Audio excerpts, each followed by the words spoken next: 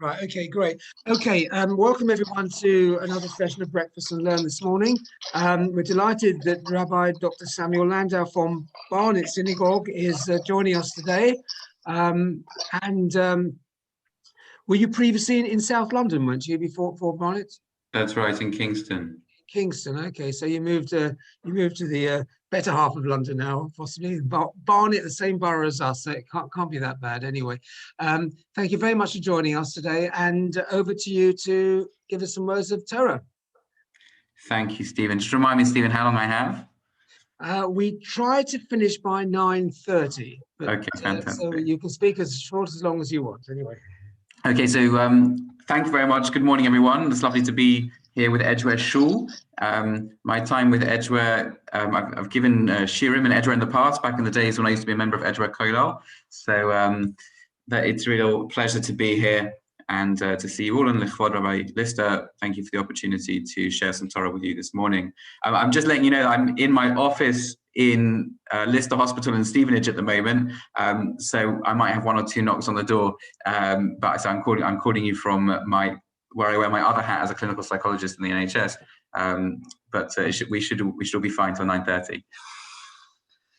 I wanted to share with you one of my favorite ideas, but I wanted to do it by first introducing a different, I suppose, methodology or way of thinking about Torah text that I've begun in the past year with Barnet, and particularly something that I've been thinking about over the years back, just not just in my time in Kingston, but after Kingston we went to Israel for a number of years and started in the Jerusalem Kollel. Actually, Rabbi Lister's son was there at a similar time. We had a bit of a crossover, and let me introduce it like this in a slightly provocative way.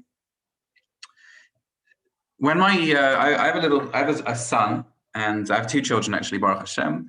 I have a daughter and a son. My daughter's 7 years old. My son's now 2.5 years old. But when he was little, and even when she was little, so they weren't the best of sleepers. I don't think I got much sleep for at least the first year of their life, and actually still every so often, maybe 2 or 3 nights a week, will be woken up. And one of the things that we used to do was rock them to sleep. So we'd pick up the baby in our arms, look lovingly down, and we would gently say, "Rock-a-bye baby on the treetop. When the wind blows, the cradle will rock. When the bough breaks, the cradle will fall, and down will come baby, baby and all." Which, if you look at the words, the text itself is a really crazy thing to be saying to a child. We're saying, imagine the scene. My son's, or a child, it's not even my child, a child is crying, and bleary-eyed parent goes into the child's room. And in the process of trying to get the child to go to sleep, we pick up the baby, carry them out into the garden. Conveniently, there's been a ladder left against the big tree. Climb up the tree in the middle of the night. It's quite stormy and blustery, and gently rest baby and basket in the uppermost boughs of the tree.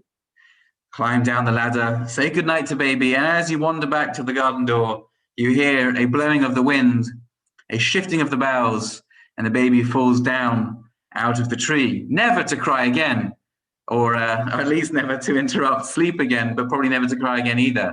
And that's what we're singing to our babies. We're singing that they should die as they fall out of trees in the windy storms. That seems to be a very strange thing to be rocking our children to sleep with. You'd wonder why that would put them at ease. Normally, it would put me into a state of absolute apoplexy if I was actually being sung that by a loving parent. So the reason I think that we do sing this and don't think about it is because it's just a lullaby. It's something that we are so used to singing that we don't actually engage any conscious thought around the text. We don't consider the words. We just sing it because we've always sung it.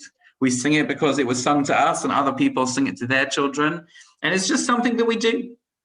It's a lullaby. It's the lullaby effect, whereby we're so used to something we don't think about it anymore. Well, I think that effect isn't just true with maybe a slightly whimsical example of a lullaby, but I think it's true when it comes to Torah text as well. That we can be so used, many of us, to these stories, these narratives. They were told to us as children. We went to Cheder, maybe we went to a Jewish school, maybe our parents used to tell us those stories. I remember that when my father and mother, my parents live in Boreham Wood. That's where I was brought up. And they nevertheless decided to send us to Northwest London Jewish Day School in Cricklewood. That was where my mother went to school. So that was the school that they decided to send us to. And that's a little bit of a schlep from Boreham Wood to Cricklewood, particularly early in the morning with all the traffic. So my father used to tell us stories from the Parsha on the drive. Now, that's I'm just saying hello to my assistant. I'm not coming to hand over, but I'll be till past. Okay, I'll be available past. Okay. Fine. Okay. So there we go. I told you I was going to be interrupted, and I was. So my father used to tell me these stories. These are stories that we grew up with. They're stories of Pesach, they're stories of Bible stories. And then as we grow up, as we continue to kind of grow up as Jews, these stories become so fixed in our minds that it can become difficult to ask the questions that are really important. We become lulled into a lullaby and therefore don't ask the big questions that would open up the text and give us a new way of understanding, an adult way of understanding. That's probably the lullaby effect. There are other effects as well. I wrote a JC article a little while ago about this. Other effects that happens, particularly maybe in the United Synagogue, not necessarily in Edra, but maybe in other places, whereby we can have I can look around at my shul, for example, in Barnet, also in Kingston, in the other shuls I've worked in Northwoods, even in Netzach and Edra, we used to work as youth directors. Some maybe less, but you can look around the shul and you can see a huge amount of people who are at the top of their game. People who are academics, who are professors, who are doctors, who are lawyers, who are solicitors, professionals, businessmen. They're working at a really high level in so many different areas, or people who worked at a high level and are now retired. And they hold a huge amount of knowledge, wisdom, experience.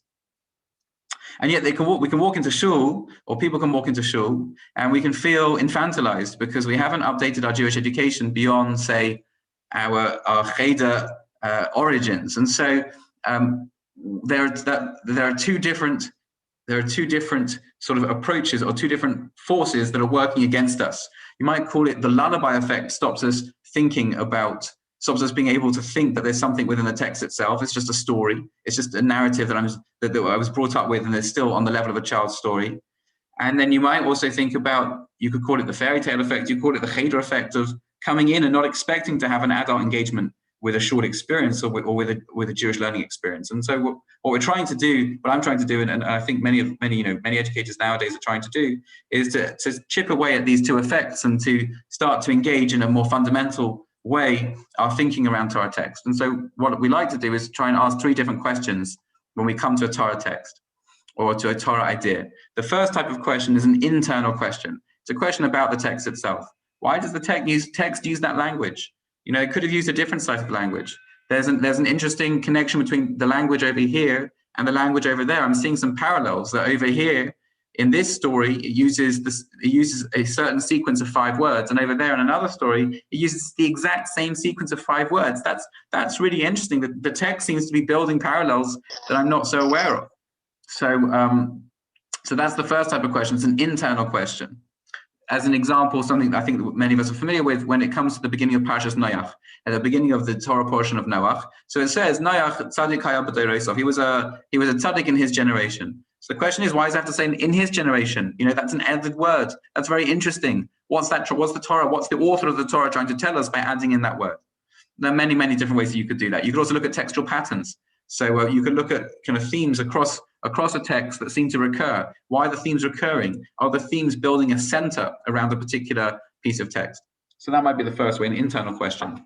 The second type of question is an external question, which is not necessarily about this particular text, but it's a question that arises from the text.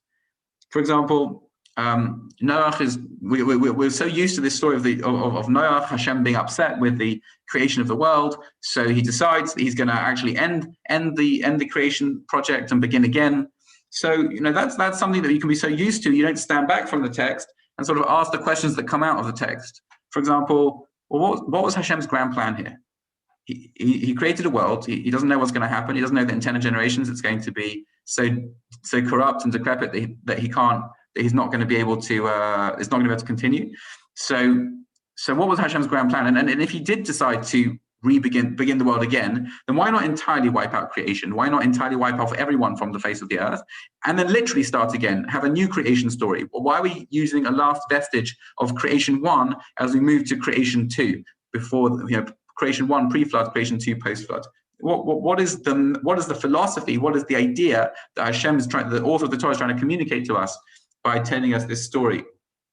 That's an external style of question. And then for me, as a Jew that tries to feel my Judaism and not just think my Judaism, I also want to have reflective questions. So I want to say, how do I feel about a God that can wipe out creation? How do I feel about a God that gives a second chance? I want to understand my own sense of resonance with this piece of text. So that's what we've been doing in Barnet with a program called Chasing Lullabies, which is about trying to chase away some of these ways of being stuck with text, ways of being stuck in a certain box. And it's a little something I'd like to try and do a little bit this morning as well. In order to do that, I want to share with you one of my favorite sort of Chasing Lullabies moments, which is talking about the tabernacle. I think maybe the parashios that we've been dealing with almost up until this point, we're about to start the narrative of the Midbar, about to start the narrative of essentially the descent into hell, as the Jewish people finally have pushed God to the limit in last week's parasha with the sin of the spies. 40 years now they're going to be wandering around the desert, 40 years of plagues, of destruction, of unhappiness, and finally 40 years of rehabilitation until they're able to come into the promised land. But until this point, from the beginning of Leviticus, or even from the end of the Exodus through to even the very beginning of the Midbar, we've been involved with a narrative or a topic that has almost consumed the pages and the text of the Torah. And that has been the construction of the tabernacle. Says God to the Jewish people, make for me a sanctuary and I'll dwell amongst you. And this command to create a sanctuary, to create a home for God, is something that seems to really fill up the entire central and middle portion of the 5 books of Moses. There are many questions that we can ask about it. Questions about what would be the purpose of having a home for God? What does it mean to have a home for infinity? How can God dwell anywhere? Surely God is not just everywhere, but he is the source of everywhere. There are many, many questions about it. But I'd like to ask a question that just dives in, not to the structure of the text, but the structure of the tabernacle itself. And in order to do that, I need to draw a picture with you, which doesn't look like I have the ability to do a whiteboard. Why do I not have the ability to do a whiteboard? Let me see.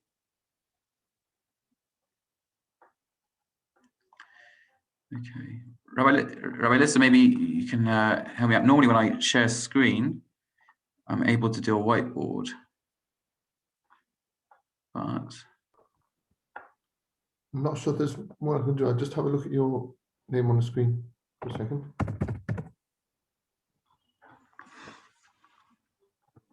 Okay, I'm just going to use a different. Pardon? There's nothing else I can add to your ability. That's fine. So what I'm going to do is I'm going to do it in a Word document. That's fine. Okay, let me share this with you.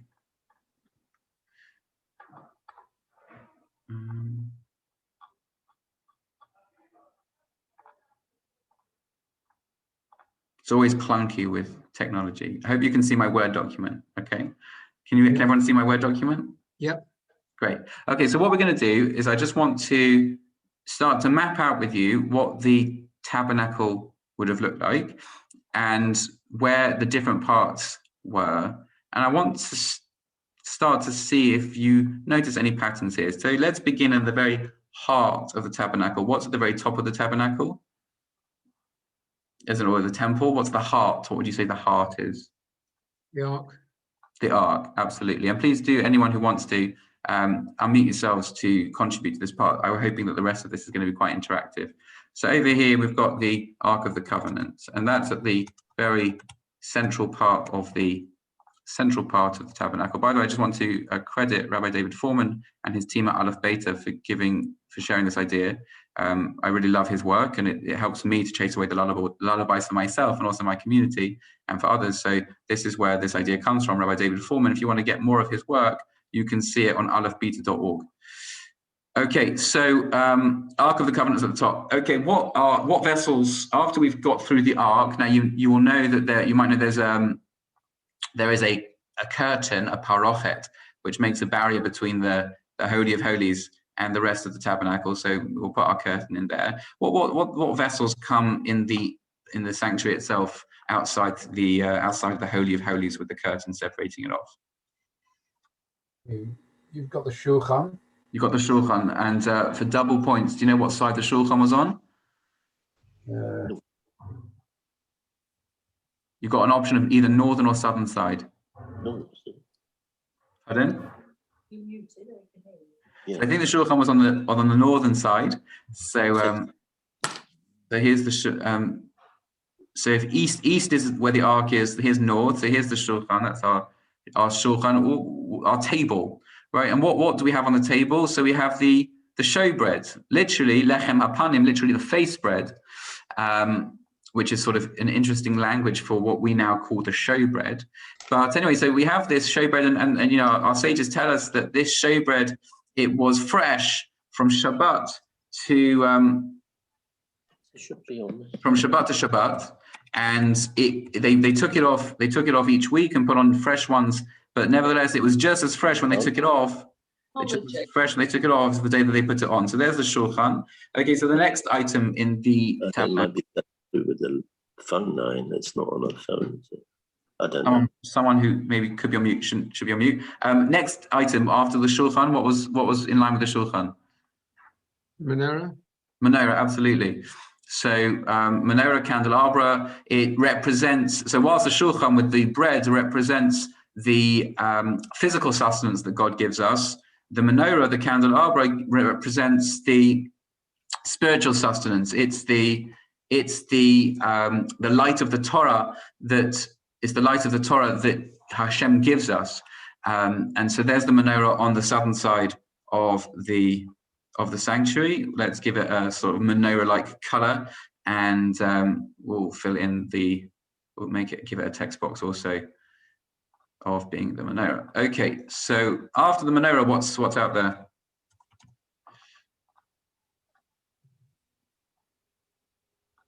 What's the next item? Golden Mizbeach. Golden Mizbeach. And Howard, it's lovely to see you. Howard, we see each other in so many different places in Israel here. Howard, what was on the Golden Mizbeach? What was on it? What do they use the Golden Mizbeach for? For the incense. That's right, for the incense offering. And that's actually slightly further out. Kimar klape chutz, it's drawn out in the language of the Gemara. It's drawn out a little bit further. Let's make it like no, that's often used orange already. Let's make it a yellow gold. So there's the golden altar, and it's for the incense offering. And that's where twice a day the high priest would burn the incense offering alongside the daily offering. And it's also used other times, such as in the Yom Kippur service. So I don't know if you're doing Daf Yomi in Edge, or we do Daf Yomi in Barnet. So we're just talking about Yom Kippur all the time at the moment, because it is the tractate that we're on at the moment, Maseches Yoma. So on Yom Kippur also there were sprinklings of the blood of the bull and the blood of the goat offering onto the golden altar as well. So it's not exclusively for incense, but certainly incense is a main province of this altar. So it's the golden incense altar. That's going to put that slightly further. Okay, and there's only one other real vessel that is funded. That's all the vessels from the inside of the sanctuary. Then you're going to have another sort of space, another doorway out from the sanctuary itself, out into the courtyard. And from the courtyard, there's one more vessel. There's one more item that we use. There's one more altar. Does anyone know what that one's made of?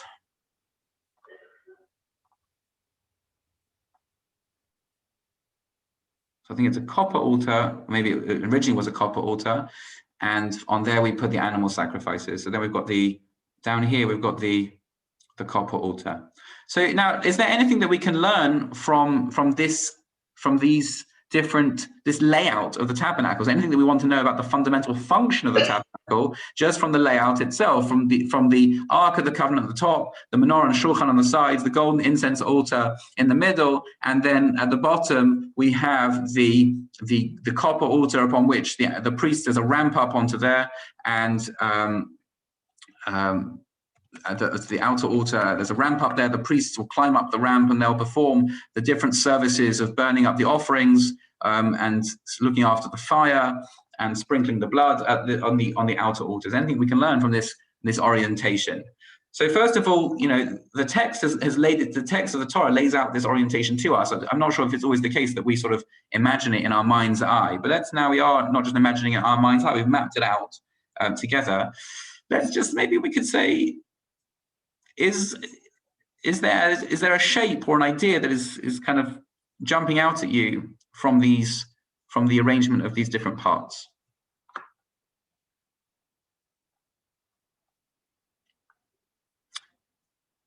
And let me give you a clue. Let's do a clue together. The outer altar, if we had to think about a body part that is associated with the different parts of the tabernacle. So we're going to talk about the outer altar. It has on it the meat offerings, the animal offerings. It's where we burn up those animal offerings. Either it's entirely burnt, that's where it's entirely burnt. The rest of the animal might either be eaten by the priests or the owners, or it might be entirely burnt on the outer altar. What body part would be most associated with the outer altar?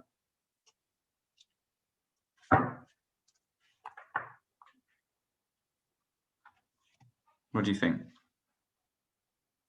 One part of the body, our body. Maybe the mouth, starting to the digestive system. Right. So you might say the mouth, that this is the part of the part of the tabernacle that consumes, the part of the temple that consumes the meat. It's where God, so to speak, eats his bread. He eats it on the copper altar because that's where the animal offerings are brought. So you might say that's the mouth. Okay, so the golden incense altar, what body part might be associated with that?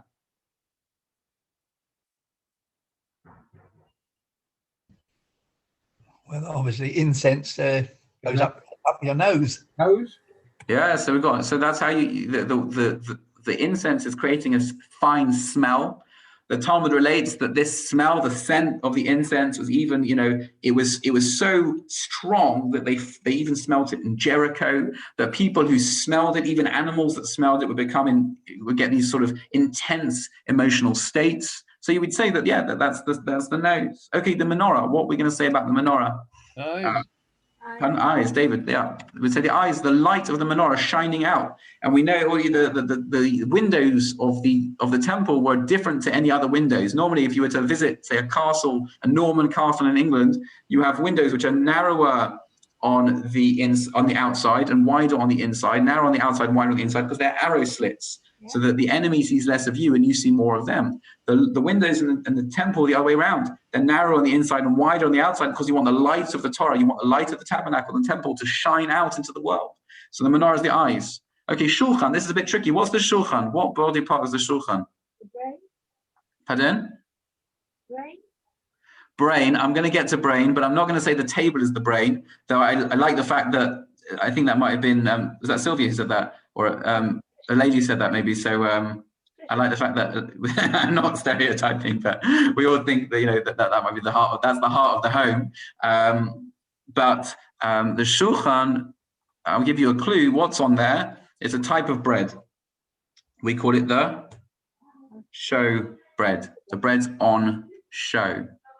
So while the menorah demonstrates with the light of the Torah, the intangible light, the spirituality of Judaism, the shulchan has on show the physical sustenance of Judaism. So if we're going to have a body part associated with something being on show, what body part might that be? Face. Pardon? Face. Well, we'll get into face in a second, but the shulchan is the eyes. I'm going to say eyes. It's another eye. Because on show, it's on show. It has to be seen. Okay, and finally, the Ark of the Covenant, which contains the tablets of the Ten Commandments. It contains those tablets of stone. What is that? The brain. That's the brain. There we go. That's the seat of power, of the seat of what's going on in the Ark. It's what all of this is focused towards, is the eternal Torah, that covenant. That it's called the Ark of the Covenant because it's the covenant between us and God. It's the thinking center of the entire structure. So what have we got inside? What have we got mapped out over here? You already said it before. It's a face. It's a face, which leads us to the dramatic conclusion that somehow we've metaphorically created in the temple the face of God. The face of God. What a powerful idea. That our shul, that our quintessential shul, the first ever shul, the tabernacle, is meant to be a representation, a metaphorical representation of the face of God. Wow. Wow. And perhaps it shouldn't be so surprising to us, because there's a blessing that the priests say, a blessing that we repeat on Friday nights. We read it 2 weeks ago in Parshas Nasai, happens to be my bar mitzvah parsha. And we say it to our children every week on a Friday night. Yevarechecha Hashem v'yishmerecha. The priests say, may Hashem bless you and guard you. Ya'er Hashem panav elecha v'chuneka. May Hashem's face light up towards you and be gracious to you. Yisar Hashem panav elecha v'yasem lecha shalom. May Hashem lift his face towards you and grant you peace. That language of Ya'er Hashem panav elecha, may Hashem's face light itself towards you. What does it mean? How does a face light up? Smile. So a face lights up when it smiles. That's right. When it smiles, that's when a face is lit up. And that's what Rashi says. The panim soichavos, with panim soichakos, with a face that is lit up. That's what it means when a face is when it smiles. If you wanted to link that back into the temple, what we've metaphorically created and what we bless our community is that our shuls, the central parts of our encampment, should be a home for God's presence, for his face. What sort of face?